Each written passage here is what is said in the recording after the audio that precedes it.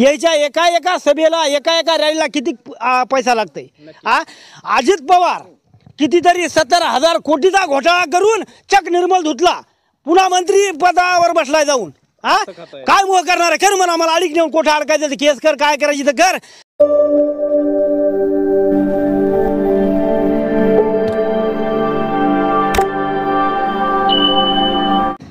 आणि ईडीच्या याच्यातून तू जाहीर कर की शेतकरी कसा जगतोय, त्याची व्यथा काय आहे, त्याला खर्च किती लागते, त्याला किती उरतं.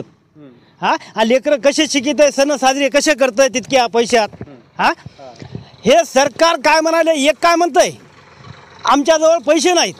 एक काय म्हणतंय, शेतकरी जर त्याची व्यथा घेऊन त्याच्यापाशी गेला तर त्याच्यावर कारवाई करायला आहे. आणि दुसरा यायला मंत्री फोडायला कुठून पैसा यायला?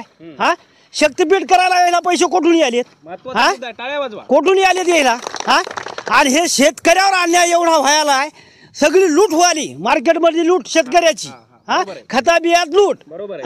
8 वर्ष झालं या हरामखोरानं जीएसटी लावली, 8 वर्ष लुटले लोक. आता जीएसटी कमी केली, म्हणजे आधी नागडा शेतकरी केला जीएसटीनं, आणि तिथलं गोष्टी आता तुम्हाला नेसा दिली.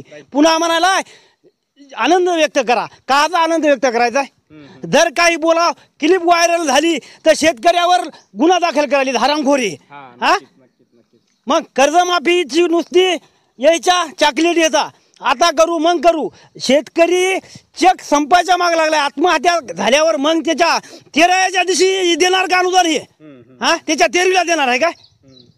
तर आताच्या आता सरकारला मी आवाहन करतो की तात्काळ जर मदत जाहीर केली तर ठीक आहे, नाहीतर महाराष्ट्राचा एक दिवस नेपाळ केल्याशिवाय शेतकरी संघटना गुन्हा बसणार नाही. तुम्हाला काय वाटतंय, मुख्य प्रधानमंत्री शेतकऱ्यांना मदत करतील का? अहो काही गॅरंटी नाही हो याची. त्याला का दिसना का त्याच्या डोळ्यात माती पडली काय? एवढ्याले ढोरं लोकांचे वाहून गेली, शेतकऱ्याचे एवढ्याला असणाऱ्या पिकं वाहून गेली, एवढ्याला नुकसानी झाल्या. आता जर एखाद्यानं जर खोटी न्यूज दिली, या माझ्या शेतामध्ये गांजा लावलाय, प्रशासन इथं धावून येणार, त्याच्यावर केस होणार, त्याला बुडीणार. याच्या वेळेत माती पडली का? हे वाहून गेलेलं, हे पिकाची एवढी नुकसान झालेली. कॅमेरामॅनला विनंती करू इच्छिते हे सगळं दाखवा. आणि काका हे आता हे आपण पाहतोय, आता याच्यामध्ये काही येणार नाही, याच्यामध्ये 50 किलो ही सोयाबीन होणार नाही या शेतकऱ्याचा. संपूर्ण तुमच्या मंडळातली हीच अशी अवस्था आहे, आणि संपूर्ण जिल्ह्यातली, संपूर्ण महाराष्ट्रातली हीच अवस्था आहे. परंतु कोणी भेटायला आले का? मंडळाधिकारी, तहसीलदार नाही, कोणी प्रशासन आला नाही, कोणता आमदार आला नाही, कोणता खासदार आला नाही, कोणी आला नाही. शेतकऱ्याला कोणी वाली नाही. तर आज मला सांगा, एवढी नुकसान झाली शेतकऱ्याची, यानं उदरनिर्वाह कसा करायचा? सण साजरे कसे करायचे, लेकराचे शिक्षण कसे करायचे? आता हे पीक चेक गेलंय, याला मोडून दुसरं पीक याच्यात तयार करायचं म्हणजे आता नगदी खिशातून घालायला याच्यापाशी आर्थिक मदत 1 रुपया नाही. हे सरकार डोळे लावून बसलंय. नुसतं फुसकांड्या या लोकांच्या. आज याला भेटलो, आज त्याला भेटलो, यायच्या एका एका सभेला एका एका रॅलीला किती पैसा लागतंय?